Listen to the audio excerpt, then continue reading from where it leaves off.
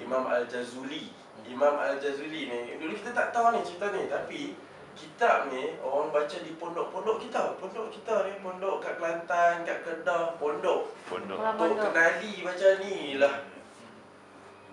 Dulu siapa main nak cerita? Kita pasal benda ni tak pernah orang cerita betul-betul tau. Tok Kenali baca, Tok apa semua. Tok Kupalo, dalam sangat. Tok Kupalo, Tok apa semua jadi Tok yang wali-wali yang kita nak wali-wali. So kita ni duduk dalam, kita dengar cerita, kita tak tahu. Kita tak kenal pun.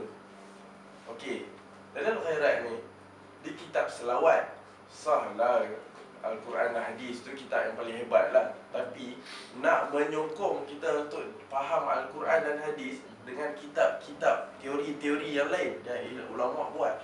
So dalam khairat ni, asal dia saya cerita sikit lah pasal Imam Al-Jazuli. Imam Al-Jazuli ni, dia memang masyhur, gempak zaman dia. Kalau di zaman dia tu, orang sebut Imam Al-Jazuli, Masya Allah.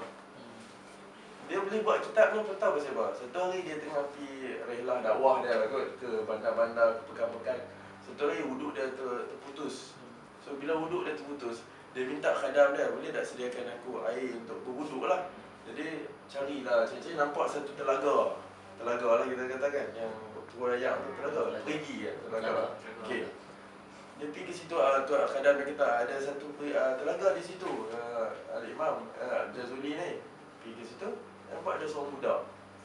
So dia minta kat budak tu, orang nak dia ambil tinggal sampai. Dia tengok ayat tu dalam. Okey, ni macam mana jadi kitab ni? Kita cerita macam mana jadinya kitab ni. Dia tanya anak tu, boleh tak bagi kat dia bekas air untuk dia berwuduk? Budak ni tengok dia. Tu budak ni tanya dia, bukankah kamu Imam Jazuli? Tu dia terkejut, oi budak pun kenal ke? Betapa masyhur dengan imam ni. Sampai budak kecil pun kenal. So dia kata, yalah, ya saya Imam Jazuli. Bolehkah saya dapatkan? Dia adab dengan budak ni. So budak ni kata, bukankah kamu ni Imam Al-Jazuli? Lepas dia pun, ya saya Imam Al-Jazuli. Boleh tak saya minta bekas untuk saya ambil wuduk, ambil air daripada tu? Budak tu tanya sekali lagi, tapi kamu ni Imam Al-Jazuli. Lepas tu dia pun heran, kenapa budak ni ulang-ulang ni? So dia tanya budak ni, wahai anak, kenapa? Apa kaitan bekas tu dengan aku? Lepas tu budak ni kata, tak apalah kalau macam tu, bolehlah, nak sangat kan, nak sangat ambil air ni. So budak ni tengok dalam telaga tu, budak ni ludah. Budak ni ludah, air naik. Bukan kata tak ada saksi, ramai orang saksi.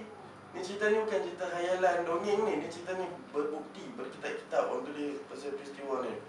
Budak tu ludah, air dia naik. Air daripada telaga tu naik. So dia kata, wahai Imam Jazuli, ambillah wuduk. So Imam Jazuli pun tengok macam tak terkejut apa pun, tapi macam, oh hebat budak ni. So dia pun berwuduk. Lepas dia wuduk, dia tanya budak ni, wahai anak, boleh tak cerita apa yang amalan kamu sampai macam tu sekali dengan ludahan tu, air telaga tu naik? Dia kata, aku tak ada amalan apa, tapi yang aku tahu mak aku ni, sejak dia mengandungkan aku, dia berselawat saja, puji Rasulullah saja. Dia berselawat sampaikan aku dengar selawat tu daripada dalam perut lagi. Tak ada cerita lain, selawat sampai pun aku lahir pun aku duk dengar selawat. Jadi sampaikan selawat tu dah jadi darah daging, sampai semua berkat. Sampai berkat, keberkatan ludahan itu, keberkatan selawat tu.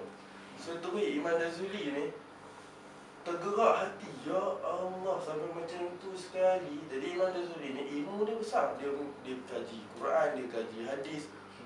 Jadi dengan budak tu punya penjelasan, dia dapat faham yang lain. Sebab dia ahli ilmuwan.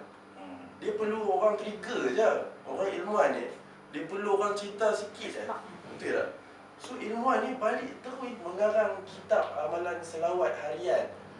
Jadi kitab ni dah umur dalam dah beratus tahun. Saya nanti check lah berapa